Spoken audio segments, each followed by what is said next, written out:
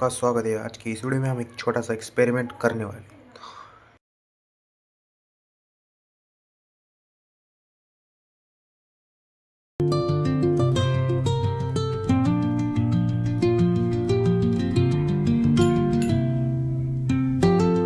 ये नमक,